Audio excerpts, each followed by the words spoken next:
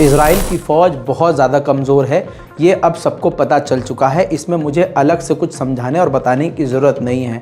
Israel का एक बड़ा अखबार है येदियोत अरानोत, उसके सोर्स से तुर्की के अखबार अनादोलू ने एक बड़ी रिपोर्ट छापी है। कहा इज़राइल के अखबार ने है, लेकिन अंग्रेज़ी में पूरी खबर को डिटेल में अनादोलू ने यानी तुर्की के अखबार ने छापा है।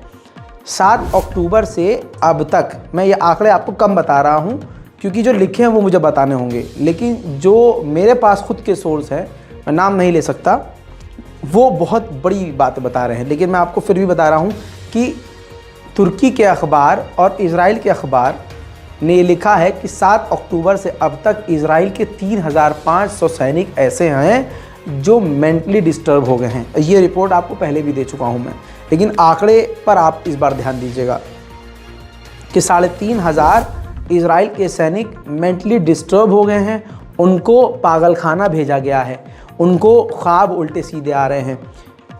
एक कहानी ये भी सामने आई थी कि इज़राइल का सैनिक अचानक से ख्वाब देखता है, जो जंग से लौटा था, बहुत डिप्रेशन में था, बहुत टेंशन में था, ख्वाब देखता है और वो उठता है और उठकर बंदूक उठाता है और गोलीबारी करता है, कई सारे लोग घायल हो जाते हैं।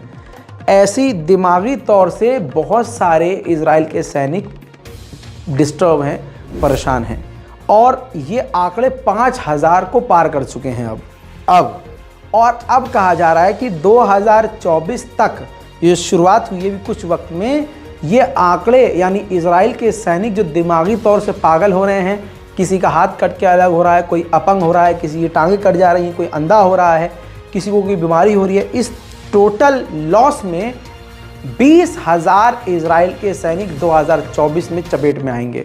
लगभग 20,000, जो कि एक बड़ी मात्रा है। सोचिए, इज़राइल का एक सैनिक अगर घायल होता है या मरता है, इज़राइल पागल हो जाता है। यहाँ इज़राइल को 2024 में लगभग 20,000 सैनिकों का बड़ा नुकसान झेलना पड़ेगा। इज़राइल के फौजी भले ही एडवांस हथियारों के साथ गाज़ा में कत्लेआम कर रहे हैं, लेकिन असल में इज़राइल का हर एक फौजी बुरी तरह से डरपोक है और उनकी सिट्टी पिट्टी गुम है।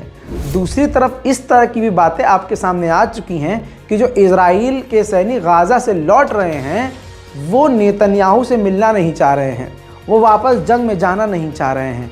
कई इज़राइल के सैनिकों का ये कहना है कि गाज़ा एक भूल भुलैया है, वहाँ तो कब्रों से लोग निकल कर लड़ रहे हैं। हमें समझ में नहीं आ रहा था कि कौन कब कहां से आकर हम पर हमला कर रहा था। अब इस तरह के बयान के बाद एक बात क्लियर है कि इज़राइल की फ़ौज पूरी तरह से कमज़ोर हो चुकी है। लास्ट 24 घंटे में 170 गाज़ा के लोगों को कत्ल कर चुका है इज़राइल। गाज़ा की सरकार के मुताबिक जो आंकड़े हैं, 22,700 से ज़्यादा हो चुके हैं मारे जाने वालों के। 58,000 लोग, लगभग 60,000 लोग बुरी तरह से गाज़ा के घायल हैं।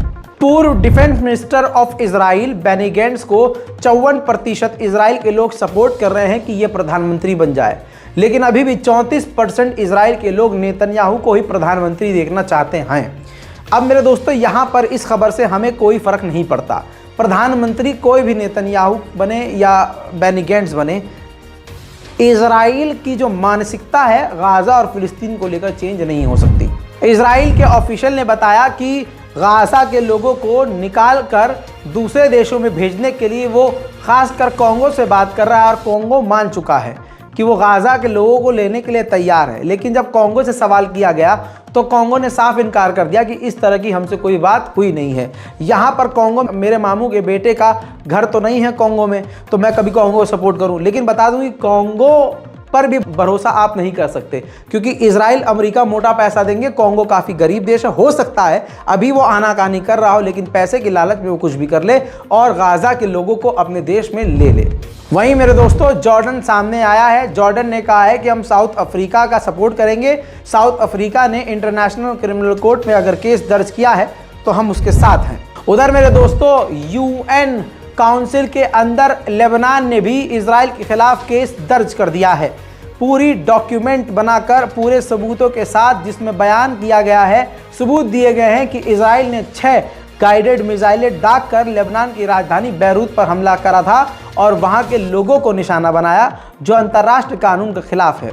यूएन सिक्योरिटी काउंसिल के अंदर इजराइल के खिलाफ लेबनान का केस दर्ज हो चुका है। उधर इजराइल के प्रधानमंत्री ने मीडिया के सामने साफ इनकार कर दिया कि सीज फायर नहीं होगा, न जंग रुकेगी, क्योंकि हम अपने तमाम गोल अचीव कर रहे हैं। देखिए, we're absolutely committed to achieving our war games. That is destroying our war goals, destroying Hamas, releasing our hostages, making sure Gaza doesn't become a threat again, and also making sure that we can return our citizens in the north and in the south.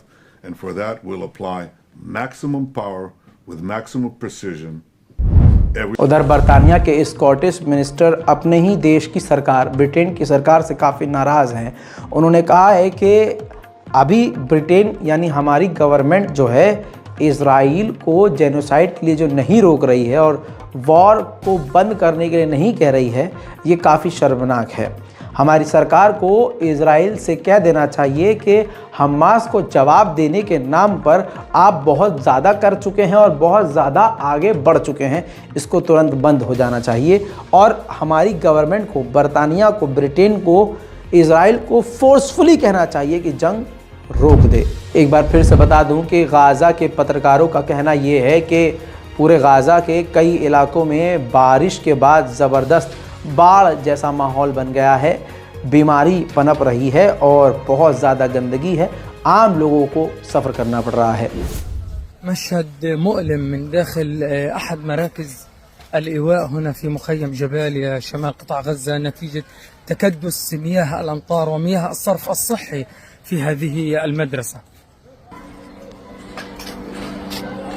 أحد الأطفال يحاول إخراج سفاح من هذه المياه هنا داخل مدارس الأنوار. तुर्की के अखबार ने तुर्की को नंगा किया, तुर्की की धोती खोल दी। इस तरह से धोती खुली कि तुर्की के अंदर ही तुर्की की सरकार के खिलाफ आवाज़ उठने लगी।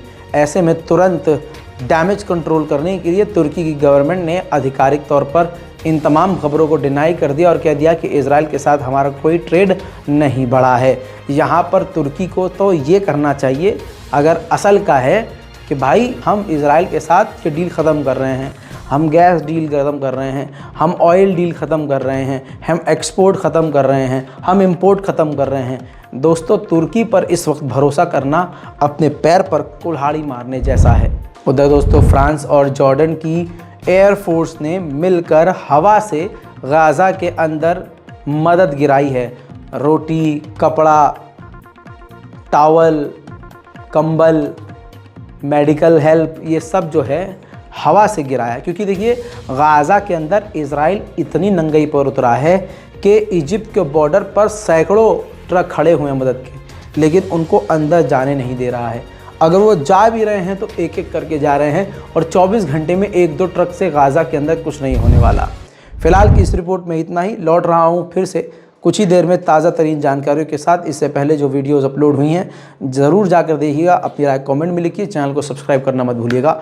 मैं हूँ रज़ा और आप देख रहे हैं रज़ाग्राफी। जय हिंद।